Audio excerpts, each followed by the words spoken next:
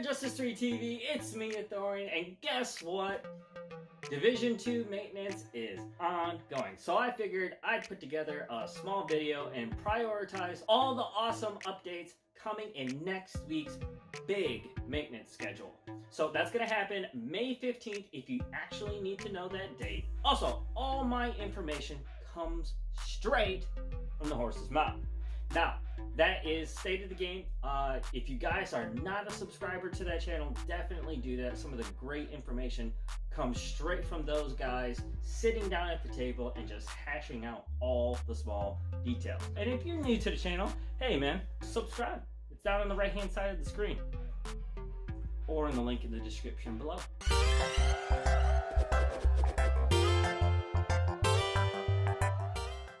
Let's talk a little bit about some of the random events, more specifically, hostages. So, let me ask you this. Have you run into this situation? Pop, pop, pop! I got you, Leroy! Let's go! You alright, man? Yeah, I'm good. Me and my girl Jenkins, thank you for saving us. Hey, they're over here! Alright, you guys, go hide over there. Take cover. I'll take care of this. Nah. Division agent, we got this. What? I said, we got this. Dude, you're in a pair of gym shirts and a tank top? That's alright, man. I got this. That's justice. That big motherfucker over there, he's got full body armor and a big ass minigun. What are you gonna do? Watch. Jenkins, let's go! Bang! That's right, guys. Hostages no longer feel as though they are invincible and will protect their own lives. Not a huge deal to the game, but come on. Not wearing any armor, no guns. Apparently, we're gonna go fisticuffs with some Black Tusk. So to get things started, let's talk about the raids we have all been waiting for. They are for sure coming next week. However, one small caveat. With the big update that does drop next Wednesday, the raids won't be open just yet. But they do say that they're guaranteed to be out next week just shortly after that update. So don't get crazy. There are a lot of updates that's going to affect your guys' builds that you might want to play around with just a little bit more to tweak before those raids actually begin. So make sure you and your squad are ready. To begin with, let's talk about gear score. Remember, the absolute max now is going to be 500. Also, you can no longer recalibrate that gear to artificially give yourself a higher gear score. So if you want that 500 gear, you need to get out there and get it or craft it. Cool improvement to that idea though is that they're going to be much more generous and predictable where you can get that gear. So it's going to be based on logical things like difficulty and where you can pick up more consistently and regularly the blueprints to craft certain pieces of gear that you might be looking for. Since the very first division, I have been a really big fan of the gear sets, and I think a lot of you guys, along with me, feel there's something just underpowered about the new gear sets. Like they almost feel useless and you want to just stick with the brand high-end gear. I myself am a big supporter of the True Patriot gear. I think they are one of the best supporting gear sets out there. Still, even that one seems a little underpowered. Gear sets across the board are getting a much needed buff. Okay, let's talk about the blue attributes. The potential for the rolls that you're going to get for them are significantly increased. So if you're looking for a little bit more of a tankier feel to your gear set build, this is it. Now, armor percentage is now going to be found on those defensive rolls, which if you're looking for just a little bit more survivability, here's your chance. Let's start with the hardwired set. Now, if you guys have been toiling away, getting those components and crafting your gear pieces, I want you to remember one thing. Remember, the minimum is going to be raised from like 450 to 480.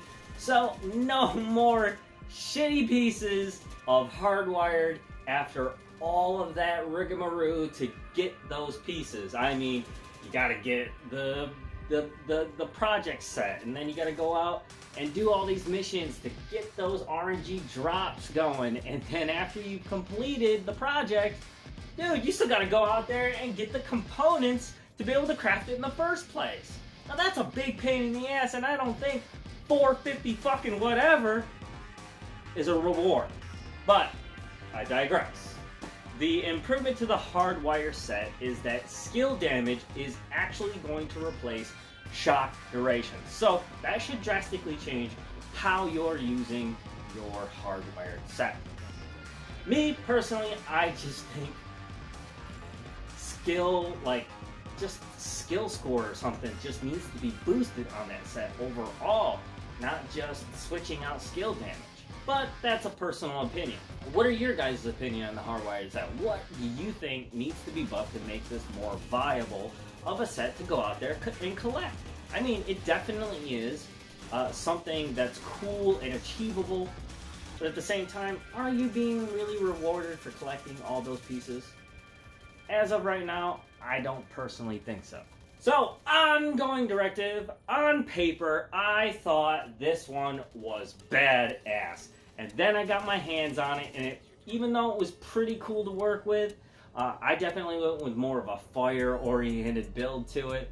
But the special ammo part of it was like, I mean, that was really the cool thing about that set, is that you can get that special ammo. But why lock it behind another weapon that might not be your primary weapon? Well, you wanna know what? These guys were listening, and they fixed that. So, special ammo will be triggered into any one of your weapons, including the primary one that you're using. So you're not just locked behind switching to that other weapon and being forced to use it to try to get a kill and get that special ammo. Which brings me up to the next huge big point to the ongoing directive, which is, why lock it behind a weapon kill? This is like a skill type of gear set. You're locking it behind something that you might not use as much as your other skills. So now you're going to be getting special ammo for any kind of kill that you acquire.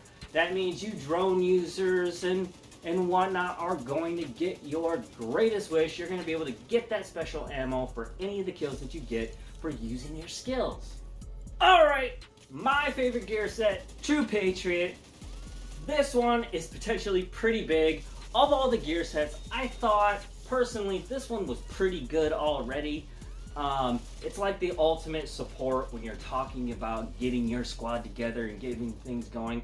I played all the different types of builds, and each time with a different build, you're always finding some kind of drastic way to adjust to a set, let's say, of random players, and it's just kind of tougher, in general, let's admit it, to play with people you aren't familiar with.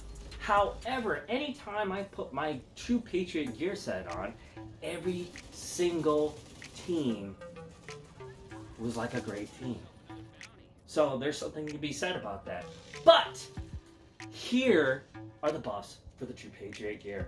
Now listen to this. Now, I always thought it was a little bit of a pain in the ass of a 4-second cycle on the flags. That's kind of weird. It's one of the reasons why I went with an LMG weapon to go along with my tank build. I call my flag tank build, because I can get a longer spray of bullets with a large magazine, and at the same time be able to pull off more flags to a single target. Now, I can use that same build to spread around those flags to more targets at a quicker pace. Meaning I can get a full flag much quicker now, and I don't have to, single out targets separately.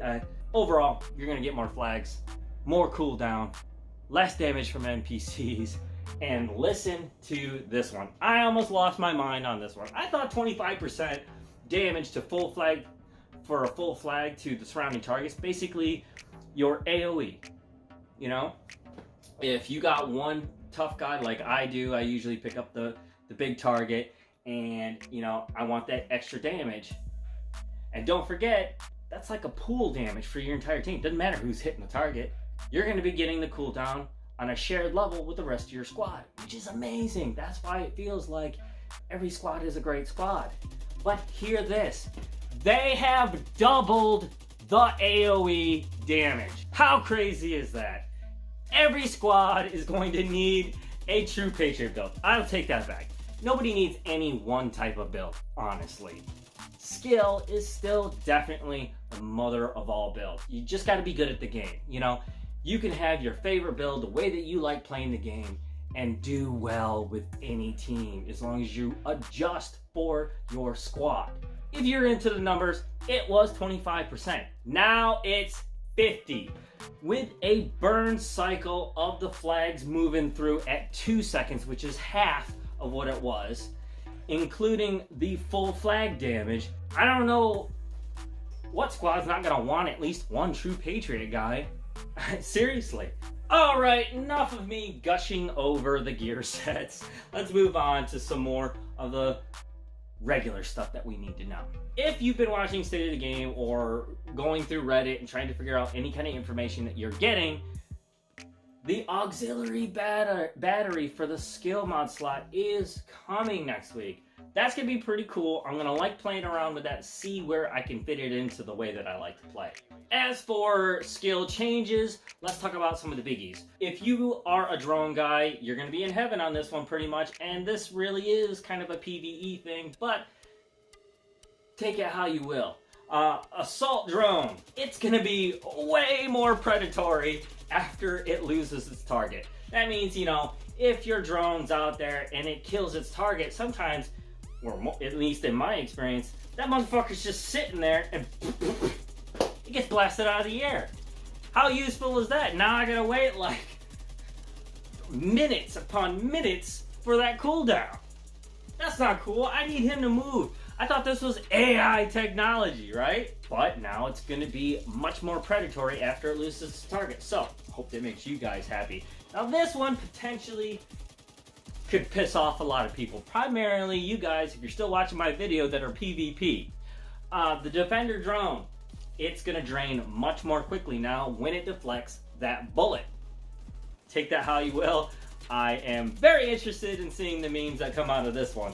Alright, chem launcher guys! Gas clouds don't stack anymore. I am not 100% sure how to translate that. So if you're a chem launcher guy, please leave some information for me on below on what this stacking thing really means to you. Because I'd like to know, honestly. Sometimes I end up using it a lot, like mostly for the gas explosions, you know, just to be able to stack an explosive damage and a fire damage on top of things. Alright, Revive Hive. I know this one has been a thorn in everybody's ass for like forever. And even though it's still not a guaranteed perfected skill item, they have guaranteed more bug fixes to it. The way that these guys were talking about it though, like, I mean, we're gonna just have to keep talking as a community because I'm a little bit tired of it. I mean, if one of my guys is throwing out a hi to me, I'm in the blue, shouldn't I be getting up by now? Seriously. I hope they keep working on that one. I'm not exactly sure what the problem is exactly. Some kind of weird protocol with respawning and reviving? I don't know. There's something in that code. I'm not a coder. So I don't know, I'm just kind of guesstimating at this point. Alright, one of the cooler launchers that I like is the Riot Foam. I used to use that one a lot to really lock down like named NPCs and things like that. Couple problems with this one. I still think they need to actually install some kind of a targeting protocol to this Riot Foam or something. It kind of sticks your neck out there a little bit too much, especially in the harder difficulties, to really make Riot Foam all that useful. However, if you guys are like Riot Foam experts, please let me know down in the comments, how are you using Riot Foam and being successful at it? In regards to that, the base duration only, and this is a PvE thing, the base duration is actually getting a pretty big boost using it against NPC characters. Scatter Pulse, and I have been wondering about this one since the very beginning. This is like a recon skill. Not exactly sure why a cooldown is so high on this kind of thing. It should be the kind of thing that has like a bunch of duration, shorter cooldown. I mean, definitely let me know if you think differently. But the cooldown is going from 120 seconds down to 90.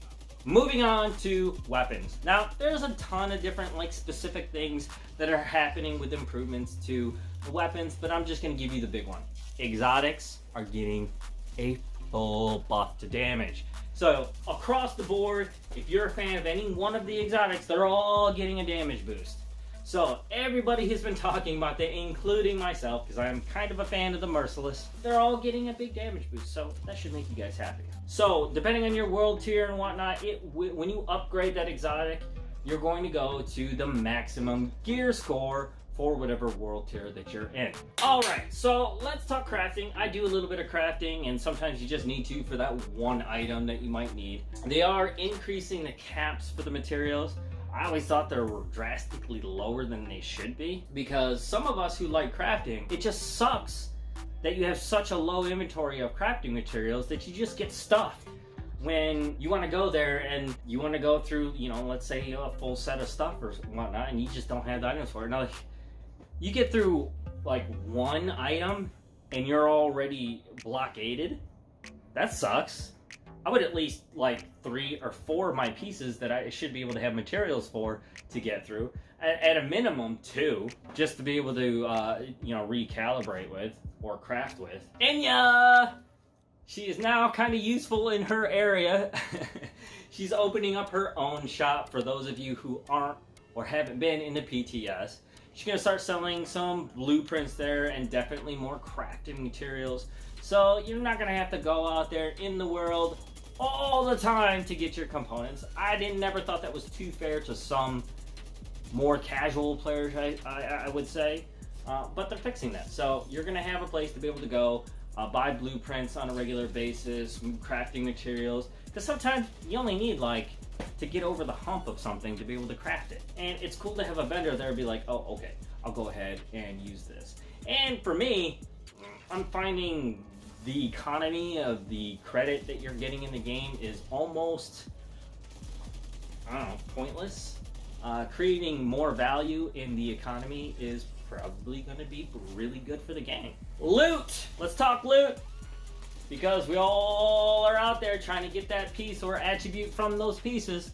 So, remember, this is from a PvE perspective. So I'm kind of mentioning things that are an advantage to players like me.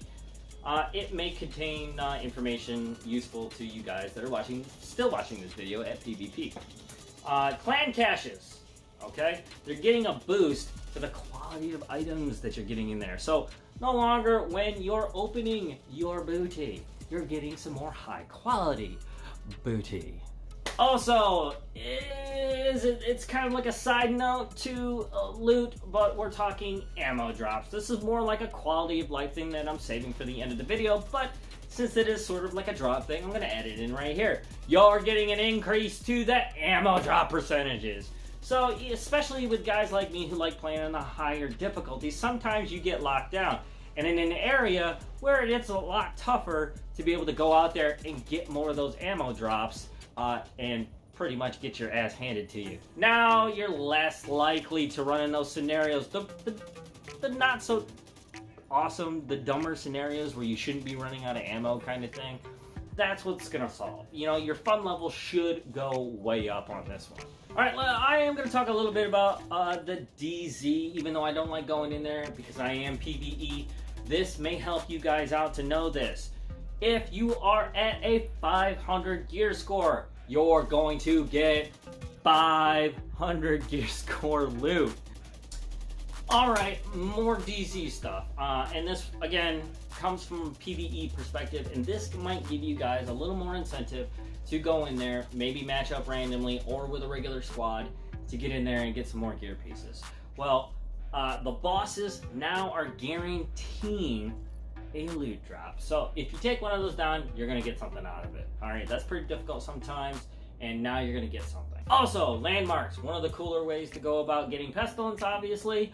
They will now actually drop multiple contaminated items. So you're not going to just be locked into just one at a time kind of thing and just circle on, you know, basically the time it takes to get some of the loot that you really want in half. for, like, you know, the total random NPCs and whatnot that are running around, they are lowering the chances for getting a drop for them, but they're totally increasing the chance for contaminated loot. So that's really the loot in the Dark Zone that you really want to get. Oh, of course, let me know if I'm wrong about that one. You guys that are in the DZ doing your thing know better than I do. Also, your bag size, I believe, is getting an increase to 10. Since I don't play DZ all that much, of course, if I feel the need as a PvE player to go in there and get some higher level loot and whatnot, having a bigger bag is important. But it feels to me like that kind of makes you a bigger target too. Alright, let's talk about population in the DZ though. A lot of us sometimes are running around there and it's a fucking ghost town and you wonder why. There's just too many brackets. Well, they're dulling that down. They're breaking down the brackets to smaller tiers. So you're going to see a lot more people that you're going to be able to match with. Plus you'll be able to see more people running around. Very careful. Alright? What that means is faster matching and player sightings, basically. You're going to feel like you're participating in something that's more populated. If you're like me and probably get dropped by multiple people for sometimes no reason at all, you're not going to feel the sting of that so much anymore. You're getting a much decreased level of experience loss if you go down in the DZ. Outside of the DZ, just in the regular part of the game for you PvE guys, same's gonna go for the hard to heroics difficulty setting. You're 500, you're not gonna get, you know, those shitty low-level item pieces that are only good for their attributes. But if you are looking for a, you know, brand set that you really need to be able to complete to get those advantages that you're looking for, well, here you go. You're going to be able to get that higher gear score and not have to worry about getting those lower shitty drops anymore. Hey solo guys, I got some good news for you too. You know, nothing huge like the rest of the stuff we've been talking about. Still, Roosevelt Island and Banking Headquarters have their difficulty scaled down for anyone that's going to be going in there solo. I do like doing it sometimes, mostly to raise my actual skill level in the game, because there are a lot of things to learn on soloing that you could take in with your squad. Alright, moving on to some of the NPC changes that will affect how you go about on a mission with your squad or solo. NPCs like veterans, elites, and the named, they're getting a pretty big damage decrease. Okay, so a lot of them aren't going to be like one-shotting you all the time. I mean, of course, difficulty settings are going to change those sort of things. But now it's not going to be into that area where, like, fuck this is not fun anymore because it's completely one-sided. You know, now you can rely on tactics and strategy a little bit more. Here's this next part. You guys are going to love hearing this part because this was one of my biggest gripes since the very beginning. The melee. If anybody is more of an aggressive type player, especially you SMG guys and whatnot, or even your shield users, you're gonna like this next one. Now, the melee of the tank NPCs that you come up against, the damage to those are drastically decreased. I mean, there's no worse feeling in the world to run up on your fucking like anti-bomb full body shield thing and be able to get knocked the fuck out in one shot. And you're like, dude, I have a ballistic shield. But how are you doing this? You shouldn't be doing this. And the worst parts of it too, and I'll get to this next one because they actually did fix this part too, is that you get staggered like a motherfucker, okay? That's enough to get you dropped. I mean, it's a shield. I mean, if you got a shield build, you're supposed to be up in there, okay? It's fixed, okay? So the melee for pretty much everybody else has been decreased also, but not as drastically as those friggin' NPC guys, those NPC tanks, right? So it's not going to be, it's the feeling of it being so one-sided could be so much better, more realistic on the difficulty scale of things. Also, and this one's gonna be weird, I'm a little bit excited about this one. No more fucking sniper grenaders. Now, you guys might not run into this problem, but it drives me fucking crazy. Now, I understand if you have a drone that's doing this shit, right? I mean, they got millions and millions of calculations upon calculations and AI to help them to calculate trajectory. Weight, wind, all those different variables, okay? I can understand where you could be like all the way on the other side of an environment and get fucking nailed by a grenade. Understandable if it's one of those drone things. Not a human being. Every single one of those guys, especially when you go up in the difficulty, they're fucking World Series player. Okay, they're gonna hit you from anywhere. It's bullshit. The likelihood of that happening has been decreased. The probability of someone just being a world-class baseball player with a fucking grenade is pretty much gone. I mean, it'll be more random, it'll be more immersive. It should, again, increase your level of fun. Alright, let's get to some more of the slightly more funnier things about the game that are kind of getting a facelift or fixed, whatever you want to call it. Civvy officers. Some of them don't feel the need to wear pants. You know what, they're out there pissing bullets away, and I don't need to wear pants. I'm too cool for pants. This ass doesn't belong in pants. Beside the point, they're gonna be wearing pants now. I mean, doesn't really change much for us. It's just less funny, I guess. Hey, and guess what? Those civilian officers, they're wearing body armor now. I always thought it was a little weird that almost none of the civilians are out there in the middle of the streets not wearing any kind of gear. It's cool, but less immersive. And now they're gonna wear more body armor, which is cool. It's gonna be higher quality gear, especially since after this fact, depending on the settlement and how much it's been upgraded, those civilians in that area are gonna have more high quality stuff to be able to deal with battles on a much more equal level to you. You're still a division agent, you're still far superior than they are, but now they're not made out of paper mache, okay? They're not holding water pistols anymore. Also, in regards to the civilian officers that are out there on those control points, their character just makes more sense now, and I'm going to tell you why. One of those being that if you go down in the middle of your control point, especially if it's a higher difficulty or something, guess what? Those officers can come and revive you. That is going to be amazing. Well, obviously, if they can or have the ability to, strategically, they're going to come over and try to revive you. So don't feel the need to, respawn 5 miles fucking north and have to run all the way back to the control point, hurtling over the dead bodies of the reinforcements you called in to start it all over again. That's gonna, again, more fun. But get this one. This one's the best part of it. If you go down, obviously respawning is probably going to be your best choice to begin with. But now you're not going to have to run 5 miles, because if you go to the map, there's a civvy icon that you can click on and be able to fast travel to it and not have to worry about choosing the right shortest distance. I mean, that's time away from the battle already, just thinking about where you need to respawn. Not to mention the time that it takes to actually run back there and do it. All right, that's going to increase your success probability and definitely decrease frustrations. Also, on that note, those civilian convoys and takeover squads, well, now you're going to be able to click on them and fast travel to them. I don't know about you guys, but I played many different types of modes in this game, and just travel is sort of a really important quality of life issue. And now that I can get there and be able to travel around, especially during invasion days, I'll be able to get around and get to the missions that I really want to get to and participate in without much toil. Nothing sucks more than just, you're hopping on because you got a little bit of time.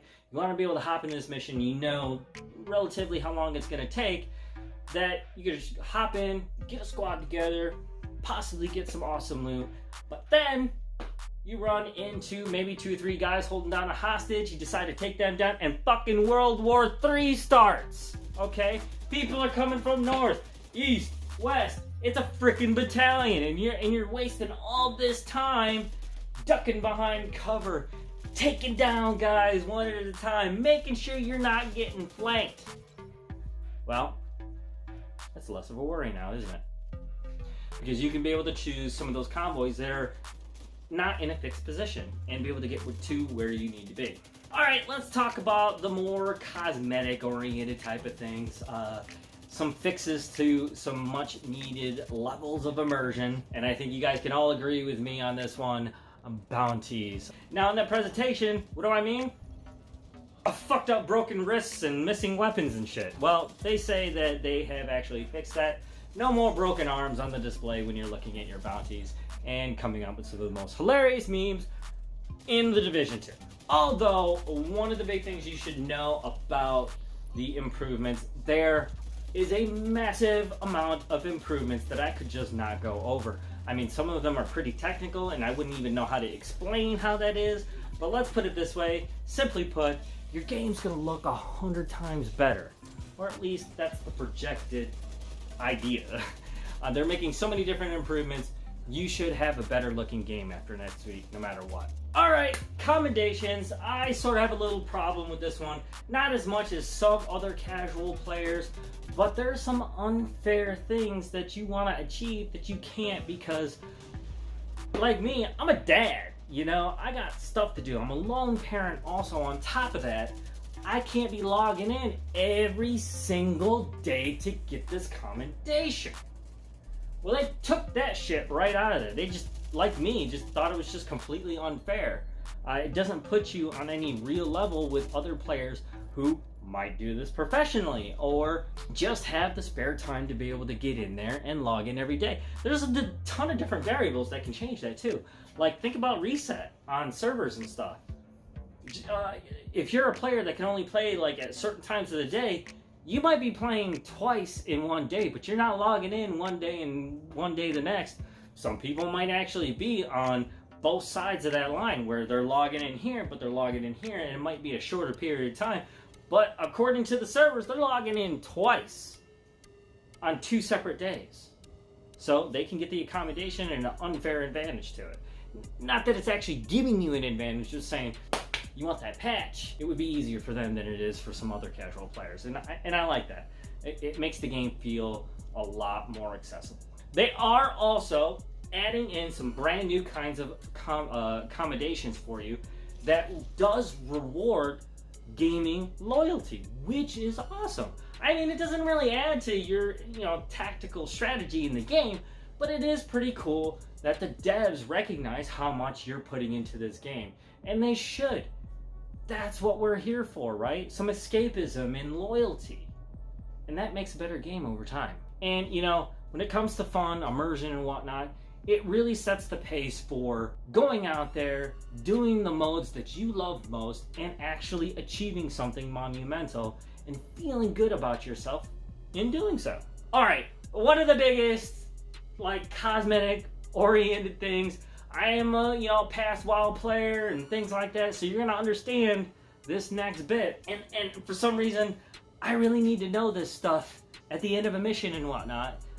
Just to be able to figure out, how well you're doing, or maybe your squad is doing, right? And if you haven't guessed it by now, I'm talking about some ABS, some aftermath battle statistics at the end of the mission, showing damage dealt, bullets fired. Nobody really knows what those stats are, so don't quote me on that. But you're going to be able to know how well you did and who did what damage and stuff like that after the battle is over. I mean, think about recruitment too, If you had a real easy time, you want to be able to figure out who was the performer on the team, in the area that you really wanted, Was their skill-based damage super high, or did this person for some reason just was better at reviving people, and because of that, you got more flanking positions and more bullets fired. You don't know at the end of these missions. And really, the game doesn't need this. I mean, admittedly, but it's gonna be awesome. So there you have it, guys. This was Justice 3 TV. My idea was to prioritize some of the most important pieces of information on a PvE perspective. So I hope you enjoyed yourself today. Definitely smash that like if you did enjoy this video. And if you're new to the channel, hey man, subscribe. It's down on the right hand side of the screen, or in the link in the description below. Until next time, I will definitely do another one on the next stated game for you guys. Have fun building and hit those missions. Later, agents.